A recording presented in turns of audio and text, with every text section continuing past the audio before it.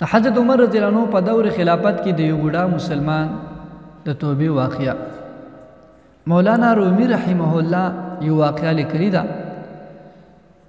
چې د حضرت عمر رضی الله عنه په دور خلافت کې یو بوډا سړی اسلام قبول کړ.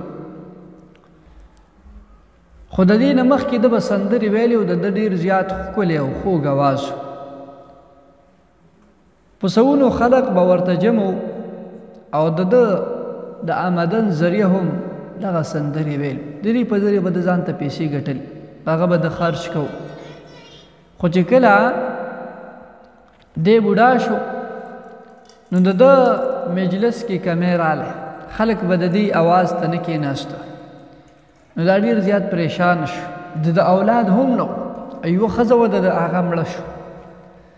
نو دی په خپلو یارانو دوستانو به ګرځېدلو، هغې به ورته څه ناڅه ورکول، په هغې به دې خپله ګزاره کله.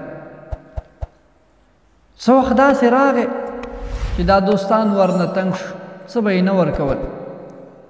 خو داسې وخت ورباندې هم راغی چې څو وخته به دته خوراک نه میلاوېده.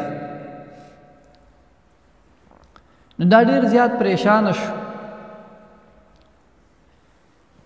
د دا وی چې څه وخت مخکې خو په معاشره کې زما عزت و، اوس هغه عزت زما نشته دی. کاش چې ما خپل ژوند د الله په عبادت کې تیر کړی وی، خپل ځواني مې د الله په عبادت کې تیره کړې وی، نو دومره به ذلیله نه وم.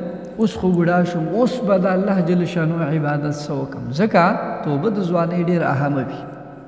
نو دی په دې سوچ کې ډوبو او جنت البقیع طرف ته روان شو. هلته د قبرونو په منځ کې کېناستو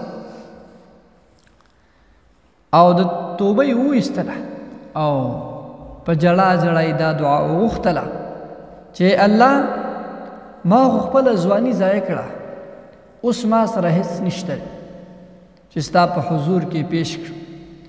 بوډا یم، په همسا ګرځم، د سترګو نظر مې نشته دی.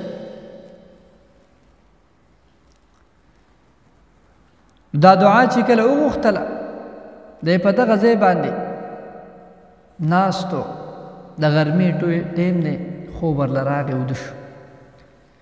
خوبه چې راپاڅېده، څه ګوري چې حضرت عمر رضی الله عنه روان دی، د پې نظر ولګېده، د دا ډېر سخت وهېرېده.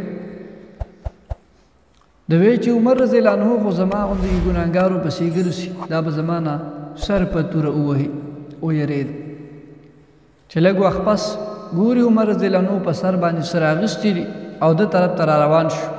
نو دی نور هم زیات ویرېده.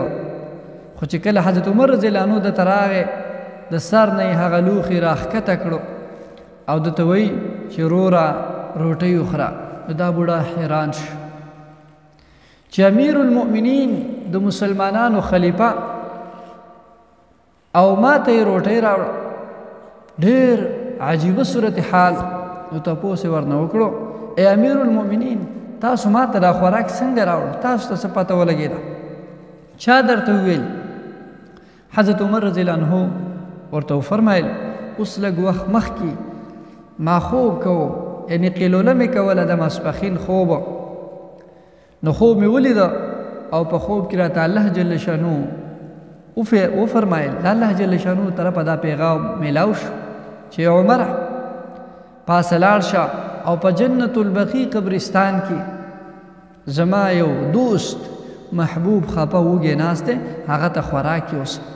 نو راپاڅېدم، کور والو ته مې وویل چې خوراک تیار کړئ. هغې دا خوراک تیار کړ، څه چې تیار وه مې راوړه او په ځای د دې چې په لاس کې مې راوړی وی، په خپل سر مې راوړل چې د الله تعالی د دوست په میلمستیا کې او د هغې په عزت کې څه کمی رانشي. نو ځکه مې دا لوښي په خپل سر راغستي.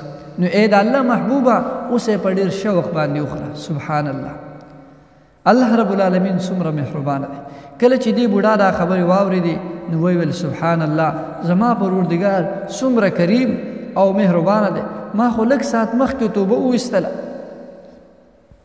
هغه د دې دومره ګناهونو باوجود زما توبه هم قبوله کړه او د وخت امیر المؤمنین ته حکم وکړ چې زما د دوست خیال وساته، وږی دی، روټۍ ورله ویسه. چې کله بوډا دا خبره وکړه نو بوډا په جړا شو او دومره یې وجړل چې هم په هغه ځای کې د حضرت عمر رضی الله عنه په وړاندې باندې وفات شو. نو محترمو تاسو واورېده چې الله جل شانو د انسان د توبې څومره قدردان دی، څومره قدر کوونکی دی. خو کاش چې انسان هم د الله تعالی طرف ته متوجه شي چې مونږ تاسو لږ د خپلو ګناهونو نه خو واوړو، خپل ګناهونه پرېږدو، د خپل رب رضا تلاش